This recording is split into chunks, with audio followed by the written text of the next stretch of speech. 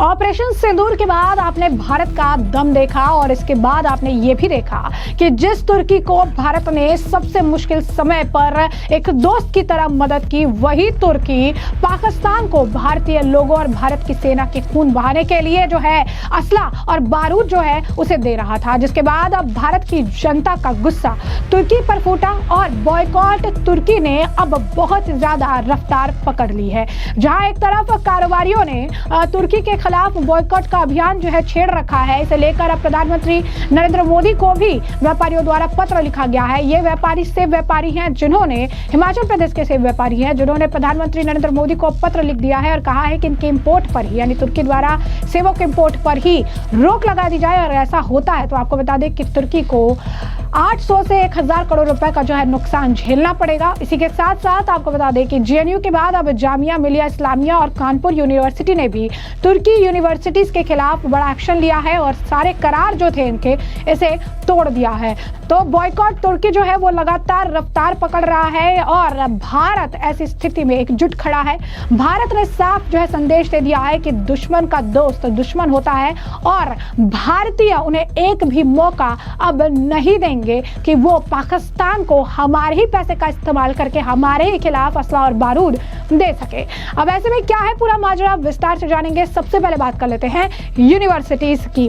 तो जामिया मिलिया इस्लामिया ने भी भारत और तुर्की के बीच हालिया तनाव को ध्यान में रखते हुए तुर्की के सभी एजुकेशनल संस्थानों से हुए MOU को सस्पेंड यानी रद्द कर दिया है। जामिया से पहले आपको बता दें कि इसे लेकर जेएनयू ने फैसला लिया था और उसने भी सारे करार जो है तुर्की की यूनिवर्सिटीज के साथ तोड़ दिए थे और अब जामिया का भी यही फैसला है।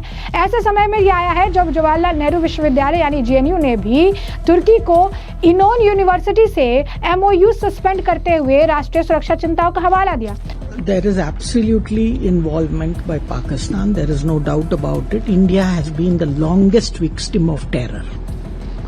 And I think what they did that day was barbaric and must be condemned by every civilized country, wherever you come from. No religion preaches this type of religious exclusivist obscurantism. So it has to be condemned, and I'm very happy that we also retaliated with restraint and at our choosing. So I think that is very important. इसी के साथ अब Kanpur university ने भी तुर्की की university से अपना समझौता तोड़ दिया है। जामिया मिलिया इस्लामिया की मुख्य जनसंपर्क अधिकारी प्रोफेसर साइमा सईद ने इस बात के बारे में जानकारी दी। कहा, हमने तुर्की के सभी एजुकेशनल संस्थान के साथ अपने सभी सहयोग को अगली सूचना तक रद्द कर दिया है। जामिया सरकार और देश के साथ जो है खड़ा है। उत्तर प्रदेश की कानपुर यूनिवर्सिटी ने भी तुर्की की इस्तांबुल यूनिवर्सिटी के साथ किए गए जो है MOU को रद्द कर दिया है। कानपुर यूनिवर्सिटी ने भी संदेश दिया है कि वो देश के साथ खड़ा है। इस बीच खबर यह भी है कि दिल्ली यूनिवर्सिटी भी अपने इंटरनेशनल एजुकेशन समझौते की समीक्षा कर रहा है। एक अधिकारी ने इसे लेकर बताया, हम सभी MOU की समीक्षा कर रहे हैं और समीक्षा के बाद ही कोई फैसला लिया जाएगा। गौरतलब है कि जेएनयू ने सबसे पहले तुर्की की इनोनू यूनिवर्सिटी के साथ अपने जो है MOU को रद्द किया। इस पर बात करते हुए जेएनयू की वाइस चांसलर शांतिश्री डी पंडित ने कहा कि तुर्की के विरोध में जेएनयू ने तुर्की की इनोनू यूनिवर्सिटी के साथ द्विपक्षीय समझौते को अनिश्चित काल के लिए रद्द कर दिया है। जेएनयू भारत के टैक्स पेयर के पैसों पर चलती है और हमारा कर्तव्य है कि भारत हित के साथ रहे। जेएनयू का ये संदेश है कि वो देश के साथ है। हम इंडियन आर्मी को कंप्लीट सपोर्ट जो है दे रहे हैं।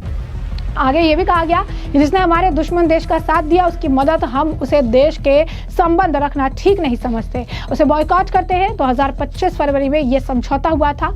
उनके बाद तुर्की भाषा जेएनयू में पढ़ाई जाती थी, इसे अब हम रद्द कर रहे हैं। जेएनयू एक सेंट्रल यूनिवर्सिटी है, ये मैसेज क्लियर है जेएनयू की तरफ से। जेएनयू सेना और देश के साथ है, हमारी आर्म फोर्सेज नेवी और एयरफोर्स के साथ है, क्योंकि हमारी सेना के अधिकारी भी जेएनयू में पढ़कर गए हैं। राष्ट्र सर्वोपरि है और इसीलिए विरोध भी किया जा रहा है। अब वही दूसरी तरफ आपको आपको बता दें कि भारत में तुर्की के सेब पर बैन जो है लगे, इसे लेकर प्रधानमंत्री नरेंद्र मोदी को जो है लेटर लिखा गया है। हर साल 821 करोड़ के एप्पल भेजता है पाकिस्तान का दोस्त तुर्की। हिमाचल से ये डिमांड आई है। तो भारत पाकिस्तान के बीच हाल ही में हुए तनाव में तुर्की के पड़ोसी मुल्क का समर्थन किया। इस दौरान तुर्की से मिले ड्रोन से पाकिस्तान ने भारत पर हमला किया था। अब हिमाचल प्रदेश सेब बागवानों ने तुर्की के सेब को भारत में इंपोर्ट करने पर बैन लगाने की मांग की है और पीएम मोदी को पत्र लिख दिया। इस बारे में कांग्रेस के विधायक कुलदीप सिंह राठौर ने भी सरकार से मांग की थी। हिमाचल एप्पल ग्रोवर सोसाइटी ने पीएम मोदी को लिखे पत्र में कहा कि आपके नेतृत्व में देश भर में वोकल फॉर लोकल और आत्मनिर्भर भारत जैसे अभियान ने एक नई चेतना आत्मबल दिया, लेकिन भारत में सेब के आयात विशेष रूप से तुर्की से लगातार हो रहे इजाफे में हमारे पर्वतीय राज्य हिमाचल प्रदेश, जम्मू कश्मीर और उत्तराखंड के सेब उत्पादन किसानों को गहरे संकट में डाल दिया। हिमाचल प्रदेश में लगभग 4 लाख परिवार, जम्मू कश्मीर में 8 लाख परिवार, उत्तराखंड में 1 लाख परिवार सीधे रूप से सेब उत्पादन और इससे जुड़ी गतिविधियों पर निर्भर है। ये केवल आर्थिक आजीविका का प्रश्न नहीं, बल्कि इन राज्यों की सामाजिक सांस्कृतिक पहचान, पारंपरिक जीवन शैली और ग्रामीण अर्थव्यवस्था से जुड़ा हुआ विषय है। पत्र में सोसाइटी ने डाटा भी शेयर किया और बताया कि बीते सालों में कितना सेब का आयात भारत में तुर्की से हुआ है। सोसाइटी ने बताया कि 2015 से 16 में 205 टन, 2016 से 17 में 3636 और 2017 से 18 में 7430 टन, 2018 से 19 में 16028 टन, 2019 से 20 में 32,290 टन, 2020 से 21 में 43,000 टन, 2021 से 22 में आपको बता दें कि 93,000 यानी तो आप राउंड फिगर की बात करें तो 94,000 टन, 2022 से 23 में 1,07,220 टन और 2023 से 2024 में 17,636 टन सेब का आयात तुर्की से हुआ। सोसाइटी के सचिव राजेश ढाटा ने बताया कि 2021-22 में 563 करोड़, 2022-23 में 739 करोड़ और 2023-2024 में 821 करोड़ रुपए सेब तुर्की से भारत भेजे गए और ये तुर्की के सेब आयात लगातार और तीव्र गति से बढ़ता गया है, जिससे भारतीय बाजारों में सस्ते और सब्सिडी वाले आयातित सेबों की भरमार हो गई है। इससे सीधा असर घरेलू बागवानों की आय, मूल्य प्राप्ति और बाजार हिस्सेदारी पर पड़ रही है। और इस मामले को लेकर लगातार सेब विक्रेताओं का बयान है, क्या कुछ कह रहे हैं वो सुनिए। जब से ये युद्ध का ये चला है, उसके चलते जो है विभिन्न संगठनों के द्वारा एक मांग की जा रही है कि तुर्की से जो सेब आता है, मैं आपको बता दूं कि तुर्की से जो है 1,23,000 मीट्रिक टन जो है वो सेब पिछले साल आया था। उसी तरीके से करीब 2,30,000 मीट्रिक टन सेब जो है वो यूएस से इंपोर्ट हुआ और ईरान से, इराक से बहुत सा सारा ऐसा सेब है और वो हिमाचल में जो पैदावार होती है उससे ज्यादा का सेब है। तो विभिन्न संगठनों के द्वारा मांग की जा रही है कि जो तुर्की का सेब है उस पर जो है सरकार रोक लगाए। हम जो है संयुक्त किसान मंच, जो सेब उत्पादक संघ है, वो जो है निरंतर मांग कर रहे हैं। जैसे कि आपने उनका बयान सुना है, तो इसी के साथ साथ आपको बता दें कि बहुत सारे अन्य अधिकारी भी हैं जो इस बात से काफ़ी नाराज़ हैं। उनका भी ये मानना है कि ऐसी स्थिति में जहां पर पाकिस्तान के साथ तुर्की खड़ा हुआ है तो हम जो है उसे सबक सिखाएंगे। तो ऐसे में आपने संजय चौहान का बयान सुना है, उन्होंने कहा है कि इम्पोर्ट पर बैन लगनी चाहिए। तो इसी के साथ साथ आपको बता दें कि पुणे के जो ड्राई फ्रूट्स ट्रेडर्स हैं उन्होंने भी कहा है कि जो टर्किश ड्राई फ्रूट्स है उस पर बैन लगाई जानी चाहिए। क्या कुछ और उनका भी कहना है, सुन लीजिए। जो अभी हाल की कंडीशन में भारत और पाकिस्तान में युद्ध हुआ है, उसमें टर्की ने ओपन सपोर्ट पाकिस्तान को किया है, जो हमारे देश के हित में नहीं है। हम उसका पूरा विरोध करते हैं। हम ड्राई फ्रूट की कुछ आइटम टर्की से इंपोर्ट करते थे, जो खसखस है, हेजलनट है, टर्कल है, आलूचा बोलते हैं उसको, कुछ पिस्ता की कुछ क्वालिटीज आती है वहां से, जो आज के डेट में हम पूरा उसका बहिष्कार करते हैं। हम इंपोर्टर्स को भी रिक्वेस्ट करते हैं कोई उस तरीके कोई आइटम इंपोर्ट ना करें और ऐसी कोई आइटम हम कंज्यूमर को भी रिक्वेस्ट करेंगे कि उस टाइप का कोई आइटम आज के बाद कंज्यूम ना करें। भारत में उसका सब्स्टिट्यूट बहुत बड़ी मात्रा में अवेलेबल है, जैसे टर्कल बोलते हैं, आलूचा बोलते हैं, उसका सब्स्टिट्यूट जर्दालू है, हेजलनट का सब्स्टिट्यूट बादाम है और भी बहुत सारी आइटम है, जिससे वो खाने से उतना ही इम्पैक्ट होगा बॉडी पे या ड्राई फ्रूट के हिसाब से। तो हम सब कंज्यूमर को और इंपोर्टर्स को रिक्वेस्ट करेंगे कि ऐसी कोई भी चीज का आगे यूज ना हो। ना के हिसाब से देखा जाए तो इसका महीने का 100 से 200 करोड़ का ट्रांजैक्शन होता होगा टर्की से, और महाराष्ट्र के हिसाब से तकरीबन 1000 से 2000 करोड़ का ट्रांजैक्शन होता होगा। यहाँ पे बहुत बड़े बड़े इंपोर्टर्स पूरे महाराष्ट्र भर में हैं और भारत देश का हिसाब किया जाए तो 10 से 20 हजार करोड़ का कम से कम इसका इम्पोर्ट टर्की से होता है। लेकिन अगर ये पूरा बहिष्कार किया जाएगा तो टर्की की एक बहुत बड़ी कमर टूटेगी, इससे उनका बहुत आर्थिक बड़ा नुकसान होगा, क्योंकि भारत एक बहुत बड़ा कंज्यूमर मार्केट मार्केट है। टर्की को अगर टर्की का अगर बहिष्कार होता है भारत की तरफ से तो उनकी 50% आर्थिक नुकसान काफी बड़ी मात्रा में होगा। हम सिर्फ एक व्यापारी नहीं है, हम भारतीय भी हैं। आज भारत सरकार मोदी जी जो इनिशिएटिव उन्होंने लिया है, जो दिन रात करके भारत की तरफ से बड़े बड़े एक्शन लेके भारत की रक्षा के लिए, भारत की सुरक्षा के लिए, भारत के नागरिकों के लिए जो एक्शन उन्होंने लिया है उसमें हम उनका पूरा सपोर्ट करते हैं, एज अ व्यापारी भी और एज अ भारतीय भी।